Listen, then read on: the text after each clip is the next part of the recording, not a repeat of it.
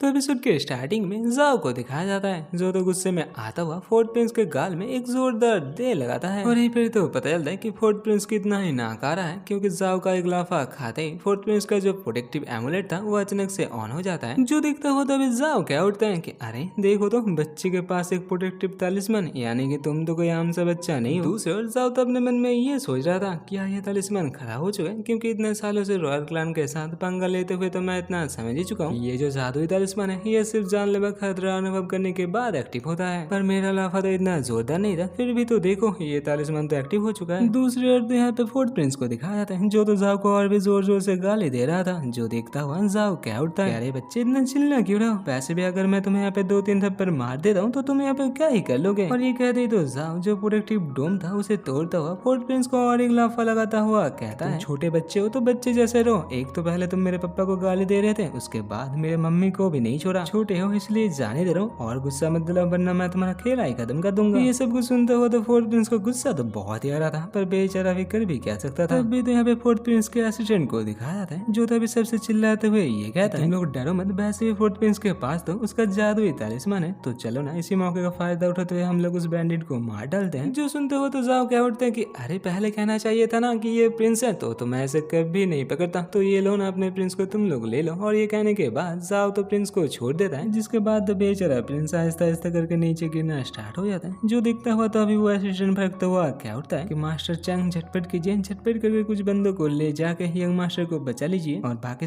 सब मेरे साथ चलो, आज तो मैं इस बंदे का खेला ही खत्म कर दूंगा। और ये कहने के बाद ही वो तो जोर से चिल्लाते हुए अपने व्हाइट ड्रैगन को बाहर आने के लिए कहता है, जिसके बाद ही वो तो अपने व्हाइट ड्रैगन का सवारी करते हुए जाओ को मारने के लिए आगे बढ़ जाता है। और जो व्हाइट ड्रैगन तो जाओ के पास आते ही अपना पर्पल लाइट एरो से जाओ के ऊपर हमला कर देता है। इस हमले को तो जाओ मोहन के मदद से बहुत ही आसानी से संभाल लेता है, पर तभी ना पलक झपकने के स्पीड में अचानक से तो जाओ किसी अलग ही जगह पे पहुंच जाता है, जहाँ पे तो हम लोग को पता चलता है कि ये तो व्हाइट ड्रैगन का इल्यूजन था, जिसके अंदर जाओ को फंसाने के बाद वो असिस्टेंट तो क्या उठता है, अगर बचना चाहते हो ना तो झटपट करो, झटपट करके वो जो कल्टीवेशन फ्रूट है वो मुझे दे दो। पर जाओ तो ये देखने के बाद अच्छे से समझ गया था कि ये तो और कुछ नहीं है, सिर्फ व्हाइट ड्रैगन का डोमेन है। जो समझते तो जाओ भी झटपट करके इसी डोमेन के कोर में स्प्लिट शॉट टेक्निक से हमला कर देता है। जाओ के हमले से तो बेचारा व्हाइट ड्रैगन जख्मी हो जाता है, जिसकी वजह से क्या होता है वो एसिडेंट भी तो बेचारा प्रिंस के जैसे ही नीचे गिरना स्टार्ट हो जाता है। और ये सब कुछ देखता हुआ तो जाओ भी हंसता हुआ क्या उठता है कि अरे छोटे प्रिंस एक काम करो, अपने मम्मी पापा के पास जाके ना रोना स्टार्ट कर दो, वैसे भी मैं जिस काम के लिए यहाँ पे आया था वो तो हो चुका है, तो अभी तो मैं चला। जो सुनते ही तो नीचे से असिस्टेंट लाल चिल्लाते हुए क्या उठता है कि अरे तुम लोग क्या कर रहे हो, ये बंदा भागने का कोशिश करे, जाओ झटपट करके उसे पकड़। जो सुनते ही तो बाकी सारे सैनिक भी झटपट करके जाओ का पीछे लग जाता है, लेकिन देखते ही देखते सबके आंखों के सामने जाओ तो अचानक से एक चट्टान के अंदर जाके घुस जाता है। पर बाकी सब जब उस चट्टान के अंदर घुसने का कोशिश करते हैं तब वो लोग तो ये देख के चौंक जाता है कि इस चट्टान के अंदर घुसने का तो कोई रास्ता ही नहीं है। तभी तो पीछे से छोटा प्रिंस आता हुआ कहता है कि अरे तुम लोग यहाँ पे खड़ा खड़ा क्या कर रहे हो, जाओ जाके उस बंदे को पकड़ लो। बेचारा असिस्टेंट तो जाओ के बारे में सब कुछ बताते हुए कहता है कि कैसे जाओ इस चट्टान के अंदर घुस के भाग चुका है। जो सुनते ही तो छोटू सा प्रिंस गुस्से के साथ क्या उठता है कि तुम लोगों से क्या एक छोटू सा काम भी नहीं हो सकता है। तभी तो रेड टेम्पल का जो स्कॉलर था वो सामने आता हुआ कहता है कि माय लॉर्ड छोटा मुंह बड़ा बात, लेकिन माय लॉर्ड अगर आप मेरे साथ मिलकर एक छोटू सा काम करते हैं तो आपका यहाँ तक आना बेकार नहीं होगा। ये कहते हुए तो रेड टेम्पल का स्कॉलर एक बहुत ही डरावना सा स्माइल पास करता है और इसी के साथ जाओ को दिखाया था जो तो अभी बाकी सारे कल्टीवेशन फ्रूट को लेके मिस यूंसा के पास आ चुका था। जो देखता हुआ तो अभी मिस यूंसा क्या उठती है, ये जो कल्टीवेशन फ्रूट है ये ग्रीनी के लिए ना बहुत अच्छा होगा, जिसपे तो अभी जाओ क्या उठता है। ग्रीनी बच्चों तो अभी तक वो जो बरसाती लेक है उसके अंदर वाला जेड टोकन का रक्षा कर रहा है। सुनने के बाद मिस यूंसा हंसते हुए कहते हैं कि ठीक है उसे अपना काम करने दो, चलो हम लोग भी अपने अपने काम में लग जाते हैं। और इसी के साथ सेंसिटिव टोकन एंड फैमिली का जो पवित्र जंगल था उसी का सीन दिखाया जाता है, जहाँ पे तो जोर जबरदस्ती कुछ रेड टेम्पल के बंदे आ घुसे थे। तभी तो यहाँ पे मिस यूंसा आते हुए बाकी सबसे पूछती है कि अरे यहाँ पे ये सब कुछ क्या हो रहा है, जिसपे तो वो रेड टेम्पल का स्कॉलर पूछता है कि लड़की क्या तुम ही नैन फैमिली का चीफ हो। यूंसा तो भड़कते हुए क्या उठते कि बच्चे क्या तुम्हें पता नहीं है, एंसेस्ट्रल ड्रैगन लैंड का अपना अलग सा रूल है, ऐसे ही नैन फैमिली के पवित्र भूमि में घुसना तुम्हारे लिए अच्छा नहीं होगा। जिसपे तो स्कॉलर हंसता हुआ कहता है कि अरे छोटी बच्ची अभी भी वक्त है, चलो झटपट करके यहाँ से भाग लो, वरना ये जो तुम लोगों का पवित्र भूमि है ना ये तो कब्रिस्तान में तब्दील हो जाएगा। तभी तो रॉयल जू क्लैन का एक बंदा चिल्लाते हुए क्या उठते हैं कि बच्चे तुम्हें शायद पता नहीं मैं जू क्लैन से हूँ, अगर तुम बचना चाहते हो तो चलो यहाँ से झटपट करके हट जाओ, वरना तुम्हारे लिए ये बहुत ही बुरा होगा। जिसपे तो स्कॉलर क्या उठते हैं कि मास्टर चंद ऐसे गुस्सा मत कीजिए, वैसे भी ये जो पवित्र जंगल है ये आप रख लीजिए ना, इस लड़की को बस आप मेरे हवाले कर दीजिए। और इसी के साथ वो तो यूसर से कहता है कि रेड टेम्पल के बंदे को मारने का फल बहुत बुरा होता है। तो बचना चाहते हो ना बच्ची, तो आके थोड़ी देर मेरे साथ खेल लो तो मैं तुम्हें ना जाने दे सकता हूँ। नेक्स्ट मोमेंट में उस स्कॉलर के सिर में तो एक एरो घुस जाता है। तो स्कॉलर ही नहीं, उसके साथ जितने सारे बंदे यहाँ पे आए थे सभी तो उस एरो के चक्कर में आके एक एक करके मर जाते हैं। और ये काम तो और किसी का नहीं, मिसयूजर का था, जो तो अपने ब्रास को एरो जैसा इस्तेमाल करते हुए सबका खेला ही खत्म कर देती है। इसी के साथ वो तो बाकी सबसे ये कहते हैं कि जाओ जाके इन सब के लाश को नैन फैमिली के सामने लटका के आओ, ताकि तो सबको ये पता चले कि नैन फैमिली के साथ पंगा लेने पे क्या कुछ ना होता है। इसी के साथ तो इधर बाद का सीन दिखाता है जहाँ पे तो सच्ची मुच्ची नैन फैमिली वाले उन लाश को अपने घर के सामने लटका चुके थे। और ये सब कुछ देखता हुआ तो बाकी सब बंदे हंसना स्टार्ट कर देते हैं। और यहीं पर ऐसे भी कुछ बंदे थे जो ना मिस यूज और मिस जी के बारे में बहुत ही तारीफ किए जा रहे थे। और ये फिर तो जाओ को भी दिखाया जाता है, जो तो ये सब कुछ देखता हुआ मिस यूज से ये कहता है तो कोई भी मास्टर चैंग को लेने के लिए नहीं है, तो मैं ही एक काम करता हूँ, मास्टर चैंग को जू क्लैन तक छोड़ आता हूँ। जिस पे तो मिस यूज